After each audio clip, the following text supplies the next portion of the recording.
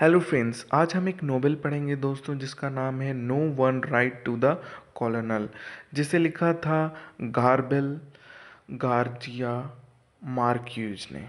इन्होंने इसमें दिखाया है एक कर्नल जो कि कॉलोनल यानी कि कर्नल है दोस्तों, और उसकी एक वाइफ। इसकी कहानी है कि किस तरह एक पॉलिटिशियन आता है और इनके जो बेटे हैं अगस्टियन, उसका यूज़ करके इन्हें मैनिपुलेट करता है और इन्हें सामानों को बेचने की नौबत तक आ जाती है, पर ये लोग हार नहीं मानते और अंतिम में ये लोग डट कर खड़े हो जाते हैं। यह तो हुआ इसका इंट्रोडक्शन दोस्तों। आइए हम पहले राइटर के बारे में जानते हैं। तो राइटर का नाम है गाब्रियल गार्सिया मार्क्वे। इनका जन्म हुआ 16 मार्च 1927 कोलंबिया में और इनकी मृत्यु हुई 17 अप्रैल 2014 मैक्सिको की सिटी में। इन्हें नोबेल प्राइज़ इन लिटरेचर 1982 में। इन्होंने इस नॉवेल को 1961 में पब्लिश कराया, जिसे आज हम पढ़ेंगे, यानी दोस्तों no one writes to the colonial. और इसे इन्होंने एक शॉर्ट स्टोरी टाइप में लिखा है। आइए हम इस शॉर्ट स्टोरी को जानते हैं और पढ़ते हैं। तो सबसे पहले इस शॉर्ट स्टोरी में दिखाया जाता है दोस्तों, इसमें जो कॉलोनियल है यानी जो कर्नल है दोस्तों, वो अटेंड कर रहे हैं एक फ्यूनरल को।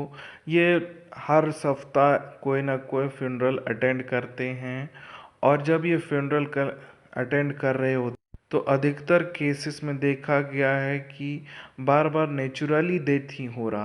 इसके बाद वो वहाँ से वापस आ जाते हैं और एवरी फ्राइडे वो अपने मेल का इंतज़ार करते हैं। मेल में वो यह देखना चाहते हैं कि कब उनका पेंशन आएगा। वो बहुत होप से रहते हैं लेकिन उनका कभी पेंशन नहीं आता है।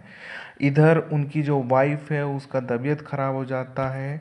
तब एक आदमी आता है जो कि फिजिशियन होता है। वो उसकी वाइफ को, कर्नल की वाइफ को ठीक कर देता है, पर वो रिफ्यूज़ करता है कि मुझे कोई मनी आप ना दें, क्योंकि मैंने आपके बारे में न्यूज़पेपर में काफ़ी कुछ सुना हुआ है। आप बहुत ही महान कर्नल थे। इसके बाद वो जो फिजिशियन होता है वो जाते जाते कर्नल को एक लेटर देता है, एक इन्वेलप देता है जिसमें एक सीक्रेट मैसेज होता है। वो कहता है कि आप इसे आप एक देशभक्त अगस्टियन को दें, ताकि ये जो एंटी गवर्नमेंट एक्टिविटीज़ हो रही हैं इसे रोका जा सके। इसके बाद दोस्तों वो फिजिशियन चला जाता है और कर्नल अपने ड्यूटी पे लग जाते हैं कि हर वीक वो यही उम्मीद में रहते हैं कि इस बार मेरा मेल ज़रूर आएगा और उसमें पेंशन के डिटेल्स होंगे और पेंशन होगा मेरा। पर ऐसा वो वेट करते करते 15 साल गुजर चुके थे उनके रिटायरमेंट को, पर कोई भी मेल नहीं आ रहा था। पर उन्होंने अपनी उम्मीद नहीं छोड़ी थी। वो हर बार उम्मीद करते थे कि इस बार उनका मेल आएगा, और इस बार जब मेल नहीं आया तब वो हताश नहीं हुए। उन्हें याद आने लगा कि आज से 60 साल पहले जब मैं न्यू न्यू ज्वाइन किया था तब मैंने देश के लिए इतना काम किया है और मैंने कभी भी गवर्नमेंट के खिलाफ़ कुछ नहीं कहा, और ना ही मैंने कभी अपने हैंड्स डाउन किए अपने देश की सेवा में। पर यह पेंशन मेरा 15 ईयर से कहाँ अटका हुआ है, मुझे इसकी जानकारी भी नहीं है।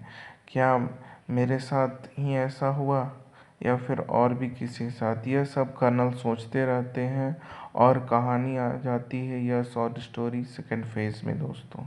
सेकंड फेज़ में हमें पता चलता अब कॉलोनियल यानी कि कर्नल जो है वो मजबूर हो जाते हैं अपनी चीज़ों को बेचने के लिए, ताकि वो सपोर्ट कर सके अपनी वाइफ को और अपने एक रोस्टर चिकन को। वो एक मुर्गा पाले हुए हैं जिसका नाम है रोस्टर।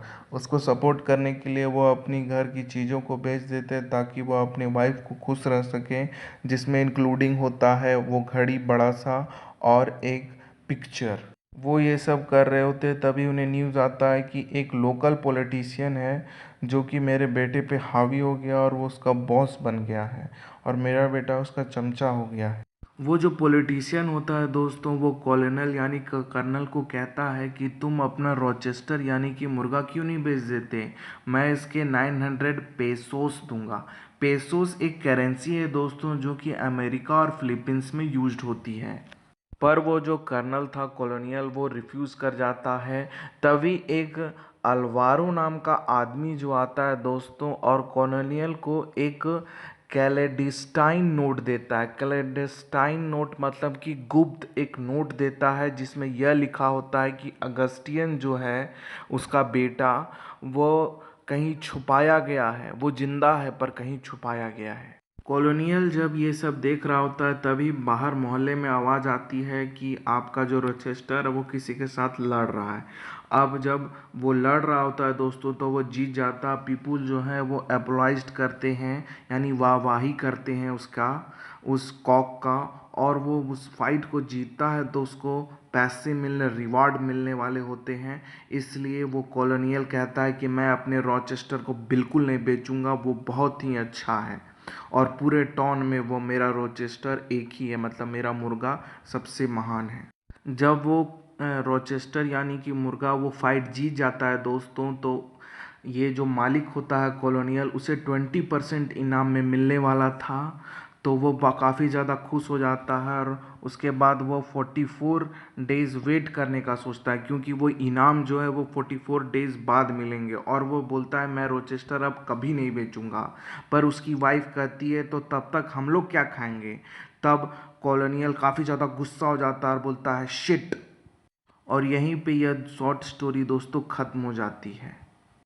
अगर आपको मेरी एक्सप्लेनेशन अच्छी लगी हो दोस्तों तो लाइक करें, शेयर करें और सब्सक्राइब करें। तब मैं आपसे मिलूँगा नेक्स्ट स्टोरी में। यह शॉर्ट स्टोरी यहीं पे ख़त्म होती है। मैं आपसे मिलूँगा नेक्स्ट स्टोरी में। Thank you, bye bye, take care.